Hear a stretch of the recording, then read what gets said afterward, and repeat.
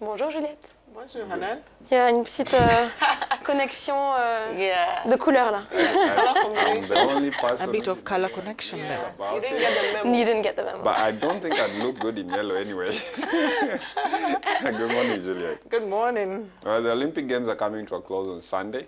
Ups and downs here and there. Now the U.S. swimmers are saying, well, claims are that they did not really get robbed. And also the issue with Kemboi, who retired from athletics now. He's not retired anymore, Anytime soon. Yeah, but good times for African athletes at the Olympics. Although Ghana, we've not got any medal yet, but it's good for Kenya.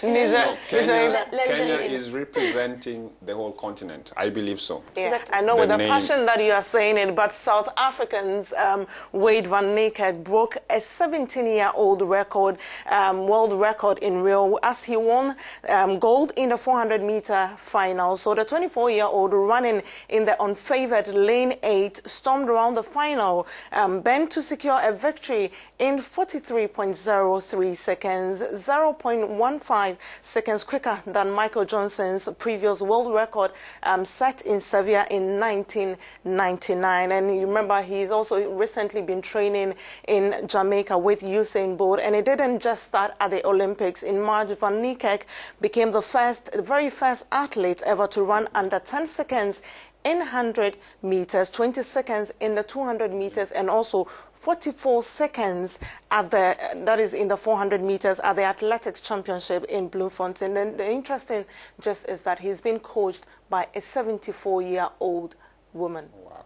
Yeah, who he met when he was schooling at the Free State in Bloemfontein, and she's been the head coach of the track and field there since 1990. So Van Niekerk's victory, he hopes that the victory will inspire South Africans and other athletes around the world. We have been speaking to him from his base in Rio, where he made history. Made it feel like a dream to me. I still have to sometimes think, like, was I in that race, or was it just a training match or what? Because I really didn't feel like I was racing anyone at that very moment until after the finish line, when I looked up and I saw the times. I think I got to the last 100 meters and I just started pushing, and as I got closer to the finish line, I took a slight glance to the left to see if someone's gonna catch me, and there was no one. And so I was like totally surprised that there was no one next to me. But when I looked at the times up there, I think it made more sense seeing what I've achieved, and it's still amazing. I think I can only just thank the Lord. Coach, she's obviously have so much experience, and I mean, she's been on the athletic scene for years now, and I mean, it was just easy for me to get there and trust in her. And I mean, the athletes that she coached before me, the quality that she had was people that I look up to, and people that I've learned from on track in South Africa. So it was quite easy for me to get there and work with her. And yeah, she's a very, very loving person. She puts us athletes first, but she knows the difference between being a strict coach and being a loving coach. And I think that's what makes her unique to so much other coaches. Usain Bolt, like, as you know, I was over there for about 2 weeks and training with him, and he's been such a huge rock in inspiring me as an athlete.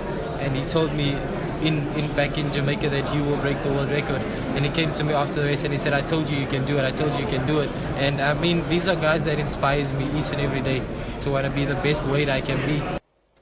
Well, that's a South African who's making good progress there. Kenyans are also bragging good. 8 medals now, 4 gold, 4 silver. But the brightest spot of Team Kenya has to be David Rudisha, who defended the 800-meter title he won in London 4 years ago, and third straight win by Kenya in the men's 800 meters after Wilfred Bangi in 2008 and also Rudisha in 2012 and also 2016. Kipruto also won the men's 3,000 steeplechase, and we've had so many controversies going on there with Convoy, who got bronze, but later the French lodged complaint that he stepped out of his lane, so they disqualified him. He retired after the event, but now he's saying, no, I'm not retiring anymore. And I'm going to London to go and race. I think he was angered by that little bit. I read an article on the internet, and someone said that France and the International Committee should be ashamed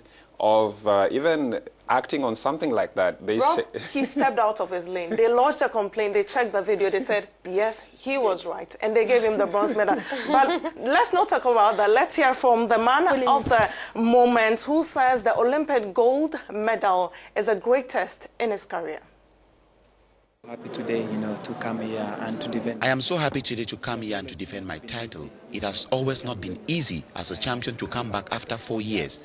It's the most difficult thing, but today to repeat it is one of my greatest performances, and I will never forget the evening. I wanted to read the race right from the front. That was my strategy. I'm always a front runner, but when Alfred Kipketer took the race, it was too fast.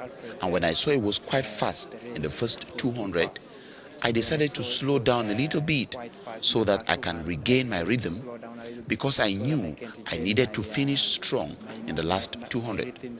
Because I knew I needed to finish strong in the last 200. Well, if you want to know how fast these people move, calculating speed is distance over time. That's distance divided by time. Yeah, well, but a few hours ago, Usain Bolt got his hands on his medal, so the triple is on. In 2008 in Beijing, he won 100 meters, 200 meters, 4x100. 2012, he did same. Crazy. And 2016 is the same old story. Even the cheetahs in Masai Mara in Kenya are wondering, he is fast. No, he's running according to his pace. Exactly. Merci beaucoup, Juliette. Thank you very much, Juliette. Let's meet.